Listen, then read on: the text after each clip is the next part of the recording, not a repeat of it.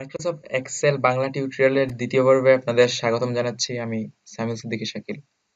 এ পর্বে আমরা দেখব কিভাবে একটি টেবিল তৈরি করতে হয় এবং টেবিলের কাজ, তারপর কন্ডিশনাল ডাটা ফরম্যাটিং এবং আপনার ডাটা টাইপ আর কি। তো চলুন, এখানে আমি যথারীতি এক্সেল ওপেন করলাম। ওপেন করার পর এখানে আপনারা দেখতে পাচ্ছেন যে এখানে কিছু ভ্যালু দেওয়া আছে এবং নাম দেওয়া আছে, কিছু খরচের তালিকা উল্লেখ করা আছে। তো প্রথমে ধরুন এই যে এই সংখ্যাগুলো আছে, এগুলা তো জাস্ট কোনো কিছু অ্যাড নাই এগুলোর সাথে। এখন আমি এগুলার ডাটা টাইপ চেঞ্জ করব। ধরেন আমি লেফট ক্লিক করে এটা পুরোটা সিলেক্ট করলাম। এখন এগুলা আমি চেঞ্জ করে দেব। এটা হচ্ছে নাম্বার ফরম্যাটও বলা হয় এটাকে। তো প্রথমে এটা জেনারেলে আছে। আমি যদি ড্রপ ডাউনটাতে ক্লিক করি তাহলে নো স্পেসিফিক ফরম্যাট, অর্থাৎ এখানে যে কোনো কিছু হইতে পারে। তো আমার ধরেন দরকার, আমি লিখে ফেলছি, এখন আমার আগের ডলার সাইন আনা দরকার। তো আমি জাস্ট কারেন্সিতে ক্লিক করি। দেখুন সিলেক্ট করা সবগুলা লেখার মধ্যে বা সংখ্যার মধ্যে এখানে ডলার সাইন চলে আসছে সামনে। এখান থেকে আপনি নিচে দেখতে পাবেন, এখানে আপনি ইংলিশ দিয়ে সিলেক্ট করা অবস্থায় ইংলিশ হবে, ইংলিশ দিলে ইংলিশ, তারপর চায়না দিলে চায়না, দেখুন চাইনিজ হয়ে গেছে। অর্থাৎ খুব সহজভাবে কিন্তু আমরা সবকিছু চেঞ্জ করতে পারতেছি। তারপরে এরকম পার্সেন্টেজ দিলে পার্সেন্টেজ, কমা দিলে কমা দিয়ে ব্যবহার হচ্ছে। এখানে এগুলা দিলে আপনার শূন্য বাড়বে কমবে। এটাতে ক্লিক করলে এখানে অনেক ধরনের ডাটা টাইপ আছে। আপনি যদি শর্ট ডেট দেন শর্ট ডেট হয়ে যাচ্ছে। তারপর এখান থেকে সায়েন্টিফিক, আবার মোর নাম্বার ফাংশন দিলে মোর নাম্বার সায়েন্টিফিক ভাবে হয়ে যাচ্ছে। তারপর আপনি এখান থেকে যদি নাম্বার দেন নাম্বার, অর্থাৎ এখানে যত ধরনের ডাটা আছে আপনি যেটা চাচ্ছেন সেটা খুব সহজভাবে করতে পারতেছেন। টাইম দিলে দেখুন টাইমটা হয়ে যাচ্ছে। ওকে, তারপর এবার আমরা খুবই গুরুত্বপূর্ণ একটা জিনিস দেখবো, সেটা হচ্ছে কন্ডিশনাল ফরম্যাটিং। প্রথমে আমি যতটুকু করতে চাচ্ছি, আমি এটা এতটুকু রেঞ্জ আমি সিলেক্ট করব মাউসের লেফট কার্সর ধরে রেখে। তারপর এখানে আমি কন্ডিশনাল ফরম্যাটিং এ ক্লিক করব। তারপর এখান থেকে আমি সবচেয়ে সুন্দর যেটা, সেটা হচ্ছে যে কালার স্কেল। কালার স্কেলে আসার পর আপনি যেটাতে মাউসের কার্সর রাখবেন ঠিক সেটাই হয়ে যাবে। ওয়াও, দেখুন কত সুন্দর লাগতেছে। এটাতে ক্লিক করলে এটা, অর্থাৎ আপনি যেটা চাচ্ছেন সেটাই হয়ে যাচ্ছে।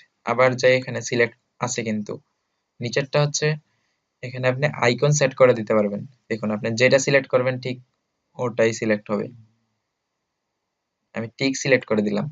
এখন এখানে আপনি দেখতে পাচ্ছেন যে এগুলা সংখ্যাগুলো আসতেছে না। আর একটাই কারণ, এখানে সেলগুলো ছোট আছে। তো আমি ডাবল ক্লিক করে দিই, দেখুন অটোমেটিক চলে আসতেছে।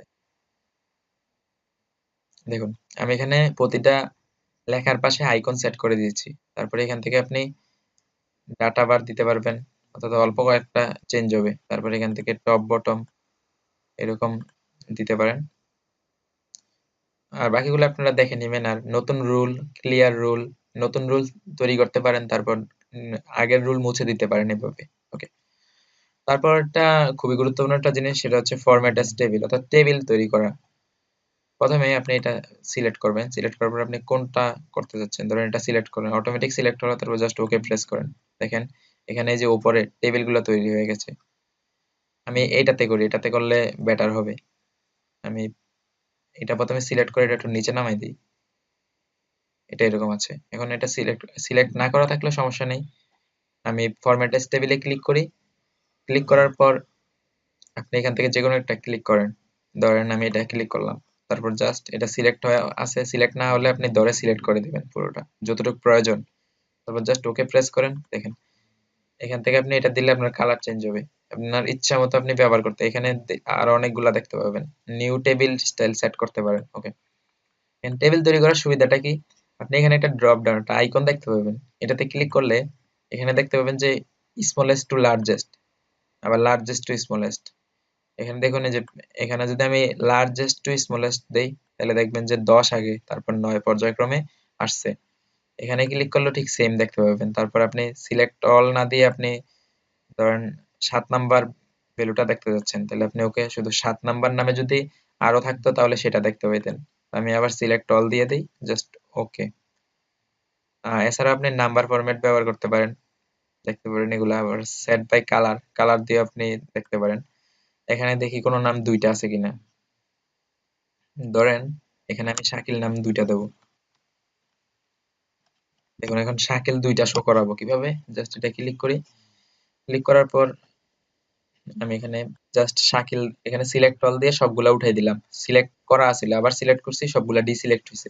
তারপর জাস্ট শাকিলে ক্লিক করে জাস্ট ওকে প্রেস করি। এখানে দেখুন শাকিল নামের 2টা আসছে। অর্থাৎ আমি খুব সহজভাবে অনেকগুলা ডাটা থেকে আমি আমার ডাটাটা চিহ্নিত করতে পারি, অর্থাৎ আমার নামটা চিহ্নিত করে কয়টা আছে সেটা দেখতে পারি। যদি এখানে বিভাগ থাকতো বিভাগও চেঞ্জ করতে পারতাম। ওকে, আমরা টেবিল দেখলাম। এবার আমরা যেটা করব, এবার সেল স্টাইল। সেল স্টাইলে গুরুত্বপূর্ণ একটা জিনিস, আমি এখানে কন্ট্রোল জেড দিয়ে আগের অবস্থানে চলে যাই। এটা এরকম আছে। এখন সেল স্টাইলে যাওয়ার পর আপনি এখানে প্রথমে এটা সিলেক্ট করে নেবেন কতটুকু আপনি করতে চাচ্ছেন। তারপর সেল স্টাইলে ক্লিক করেন, করার পর এখান থেকে নরমালে আছে এটা। এখানে আমি ব্যাডে দিলে ঠিক এখানে যেরকম কালার আছে ঠিক ওরকম কালার হয়ে যাবে। এখানে গোড দেন, গোড দিলে এরকম, ন্যাচারাল দিলে এরকম, ওয়ার্নিং দিলে ওয়ার্নিং।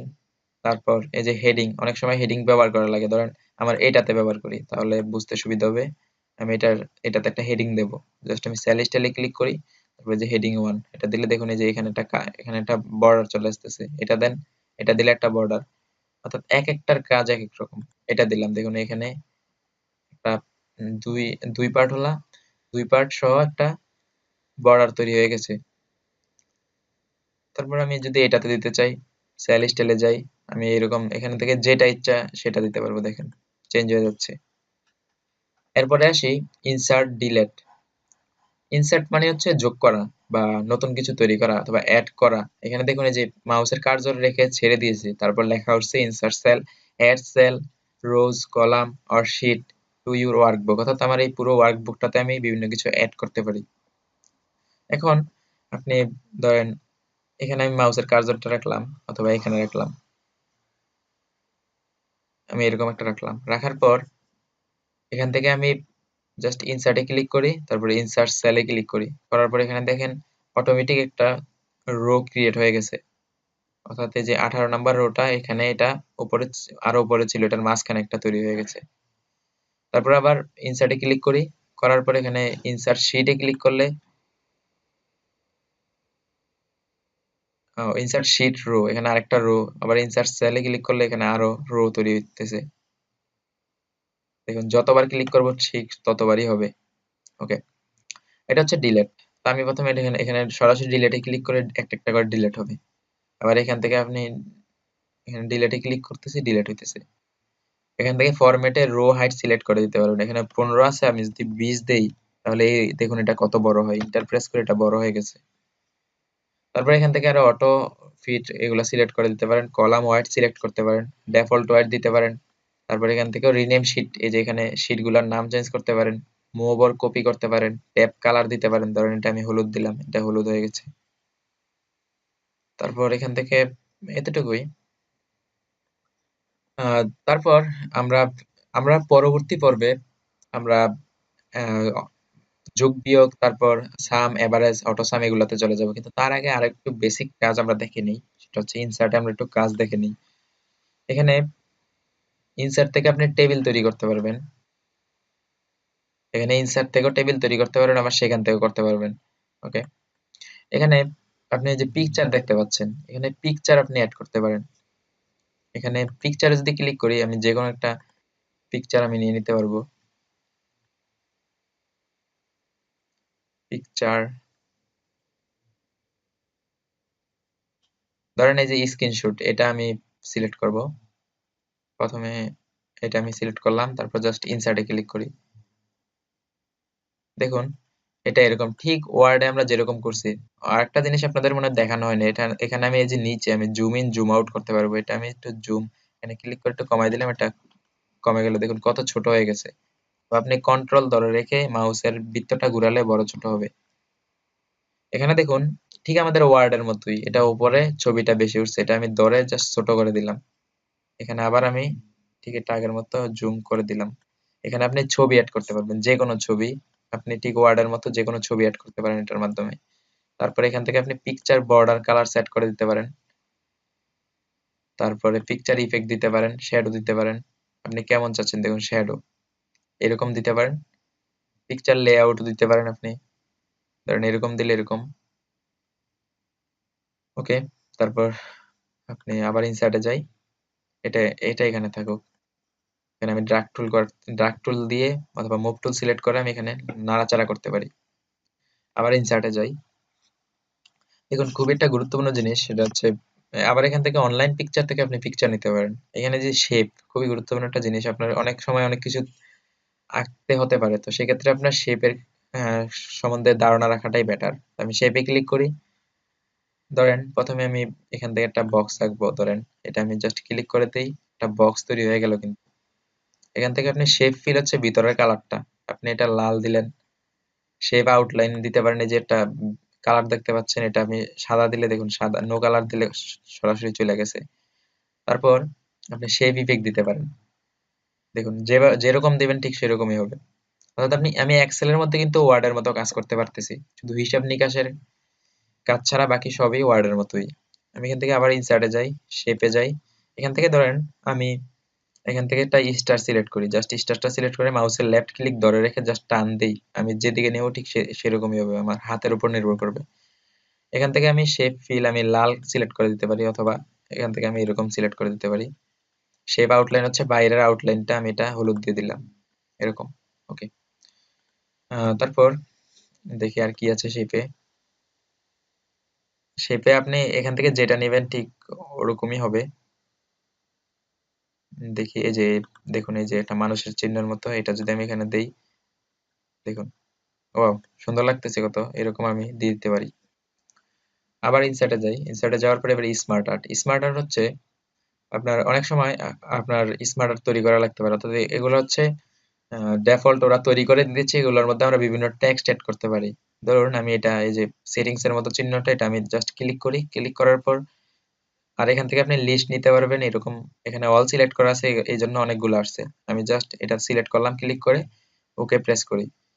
ও দেখুন, এখান থেকে আপনি এখানে ক্লিক করলেও চেঞ্জ করতে পারবেন, অথবা এখানে ক্লিক করেও চেঞ্জ করতে পারবেন। আপনি আমার নাম দেই, এখানে আমার নাম দিলাম, এখানে আমার নাম দিলেও হবে। আপনি এখান থেকে চেঞ্জ কালার চেঞ্জ করতে পারেন, দেখুন কালার চেঞ্জ হয়ে গেছে। এখানে অসংখ্য কালার আছে। তারপরে এখান থেকে আপনি যেরকম স্টাইল আছে সেরকম করতে পারেন, এখান থেকে ক্লিক করে আপনি এগুলা চেঞ্জ করতে পারেন। তারপর রিসেট গ্রাফিক ক্লিক করি, এগুলো চলে গেছে। আবার ইনসার্টে যাই, স্মার্ট আর তারপর আপনি স্ক্রিনশট নিতে পারেন। তো আমরা বলতে পারি যে মোটামুটি আহ, আমাদের বেসিক অনেকটা কমপ্লিট। তারপর আরেকটু কাজ, এটা হচ্ছে টেক্সট বক্সটা আমি দেখাই দিই। এখানে টেক্সট বক্সে ক্লিক করে আপনি যে কোনো জায়গায় ধরেন এখানে আপনি টেক্সট অ্যাড করতে পারেন, আপনি যে কোনো কিছু লিখতে পারেন। আবার এখানে একটা ব্যাকগ্রাউন্ড আছে, এই ব্যাকগ্রাউন্ডটা সরাই দিতে চাইলে আপনি এটা প্রথমে সিলেক্ট করেন, করার পর এই যে ফরম্যাটে যান, যাওয়ার পর টেক্সট ফিল কালো দেওয়া আছে, আপনি নো কালার নো ফিল দিয়ে দেন, অথবা এটা লাল দিলেও হবে। সরি, টেক্সট ফিল না,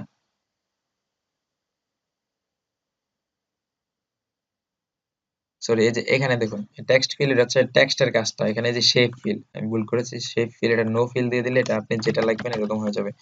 তারপর ধরেন এখানে কিছু একটা লিখলেন, এখানে আপনি টেক্সট বক্স রাখবেন। ধরেন টেক্সট বক্স যে কোনো কিছুর জন্য খুবই গুরুত্বপূর্ণ। ধরেন এরকম এখানে আপনি যে কোনো কিছু লিখলেন, এখন আপনার এখানে ফরম্যাটে যান, যাওয়ার পর শেপ ফিল নো ফিল, দেখুন এই লেখাগুলোর উপরে কিন্তু লেখা হয়ে গেছে টেক্সট বক্স।